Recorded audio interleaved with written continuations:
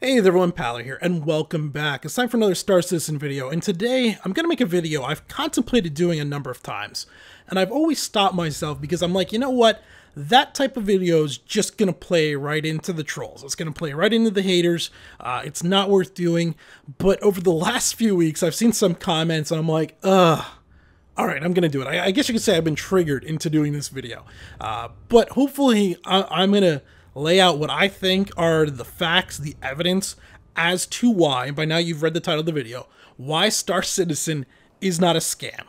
And if you believe it is a scam, you are either vastly misinformed, or you're a moron. Or you're a hater who is a moron. That's also another possibility. But those three things are the possibilities if you think Star Citizen is a scam. Now, before we get into the scam aspects of things, let's talk a little bit about crowdfunding.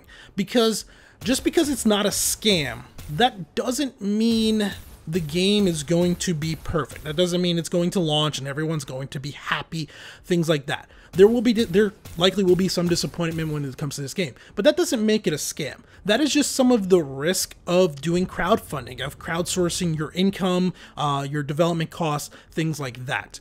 There's an inherent risk when you go ahead and put your money down on a product like this. You put it up believing in good faith that the person that you're supporting, backing, are going to do all reasonable efforts that they can in order to deliver the product that they promised. But there are no guarantees on that. There's the possibility things are going to change, that just whatever. There's infinite number of possibilities of things that could go wrong and that product is not going to be delivered as it is. That doesn't make it a scam. That just makes it real. That makes it real life. If you want a guarantee, you wait until the game launches and then you buy it post-launch. The same with anything else that you could crowdfund, be it a movie, books, board games, anything along those lines. If you want the guarantee on that product, wait for the product to release.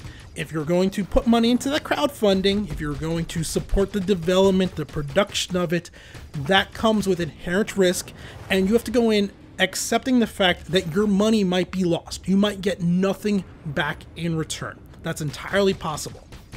Okay, with that out of the way, let's get back on the main subject then. Why is it not a scam?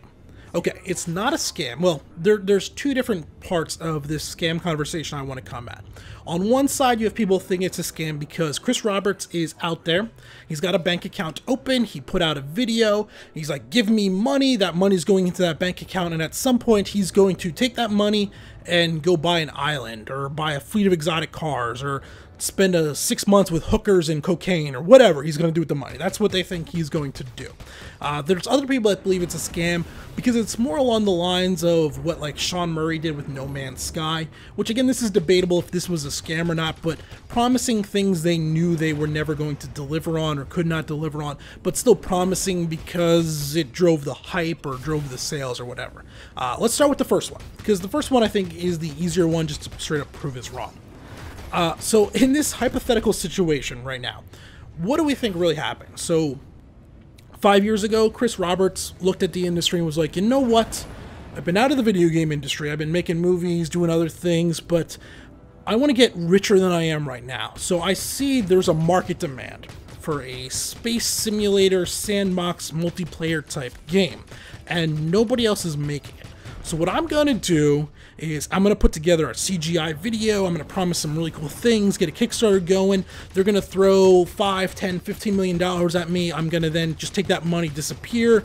The FBI, the IRS, none of them are ever going to come looking for me. I'll be completely fine. I'll just disappear and go.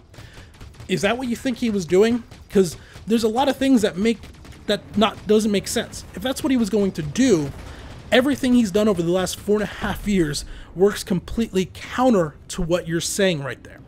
If that was his goal, if his goal was just to take the money from Star Citizen and disappear, you don't hire over 300 employees. You don't open 4 different development offices. You don't buy up a, motion cap, a little motion cap studio. You don't pay all of these salaries over all of this time if that was the goal. There was a make or break point a long ways back where the money coming in monthly, or let's see, the annual money coming in from donations was greater than that of the salaries of the employees, of the cost of running the company, let's say. But that changed quite a while ago.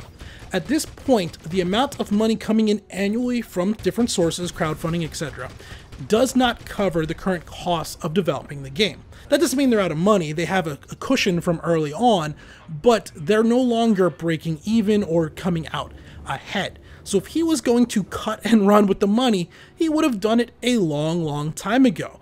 You don't go through all the things he's done in the last 4.5 years if that's your objective. You maybe hire 15 people just so you can show that there's a studio there. You maybe get some concept art out, but after 6 months, you've gotten most of the initial income. You cut and run then. You don't go through everything they've done now. So that just doesn't make sense. Also,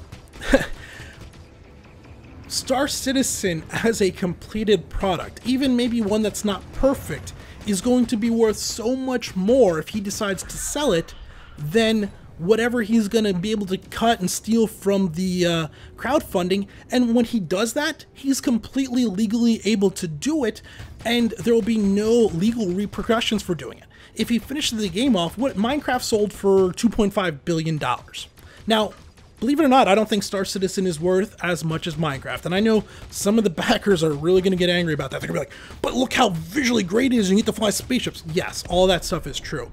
But what we have to understand is Minecraft had mass appeal. It had appeal across all different generations, from young kids to old adults. The modding, it also runs on your phone, it runs on your tablet, it runs on all the consoles. Minecraft just had a scale of demographic that Star Citizen just won't have. It just won't have that. Being a PC exclusive, a fairly demanding PC exclusive with a high skill learning curve, all of those things, it's going to limit how much it is. So Star Citizen won't be worth $2.5 billion, but it's going to be worth $500 million, maybe even $1 billion if he decides to sell it once it is completed, which is far more than any money that is left over from the crowdfunding.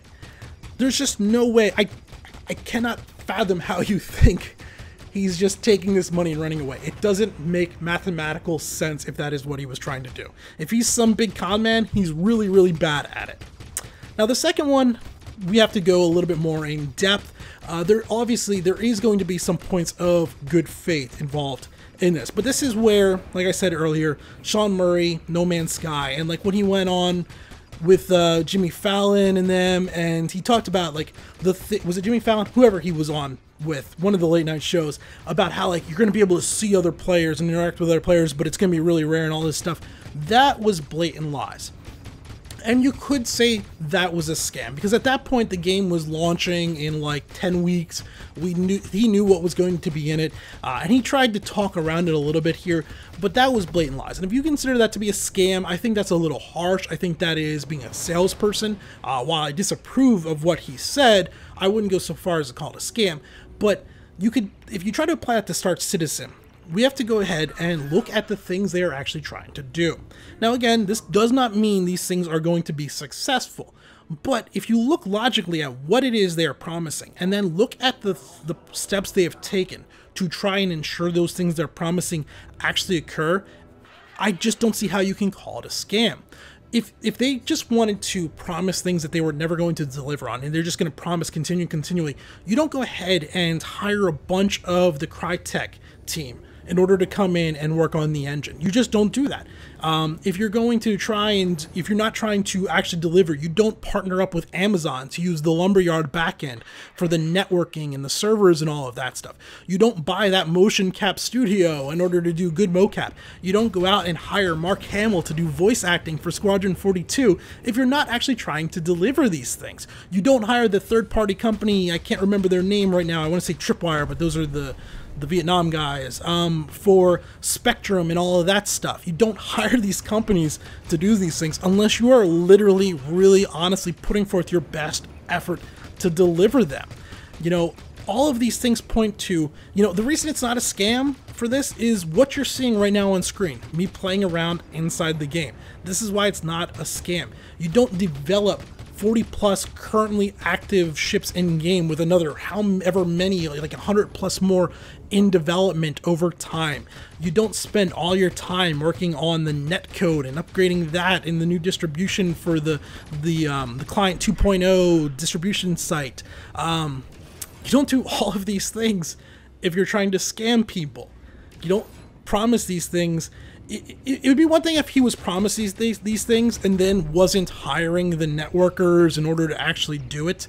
It would be one thing if he was promising, you know, visual fidelity and then we see the alpha and it looked horrible. But that's not what we're actually seeing. That's not what we're actually playing. Yes, it is rough. Yes, there have been growing pains. Yes, there have been massive delays for all of these things. But that is not a scam. That is a super ambitious video game taking time to develop, learning as it goes, going through and recreating the wheel in many different circumstances in order to make the best game they possibly can. If they didn't want to make the best game they possibly could, they wouldn't be doing these things. They would just take the easy way out, as so many other video games do. Oh, man, this one is just... You know, if you're someone that you look at all the hype around Star Citizen and you think all the backers are a bunch of morons or whatever, you're entitled to your opinion. But understand that for the vast majority of us, we're not being conned, we're not being duped. We understand that the money we gave in was in the hopes of getting a game that we all dreamed of. It wasn't guaranteed. We understood our money might disappear. Yes, 4.5 years is a long time to wait, but is it a ridiculous amount of time to wait for what they're showing? No, it's not. Yes, that does mean there's been a lot of just twiddling our thumbs, but we understand that. That doesn't mean we're being conned. That doesn't make it a scam. That just makes it a very ambitious video game. Jesus. Oh, all right. You know what, guys? Hopefully that gets the point across. It's so dumb seeing all of these comments, these people that I just don't understand it. If you hate the game so much, why are you going around clearly clicking on videos about the game, talking about the game, just to leave negative comments? I get it, it's the internet. But there are legit, honest critiques. Hell, my channels have what I consider legit, honest critiques, and I get hammered by the community all the time over it, but that doesn't make it a scam. Freaking morons. Morons everywhere. You know what? Next time you see someone make one of those comments, just link this video. Let them throw the hate at me. I'll get drunk and laugh about it. There you go, guys. Until next time, this has been Powler. Thanks for watching.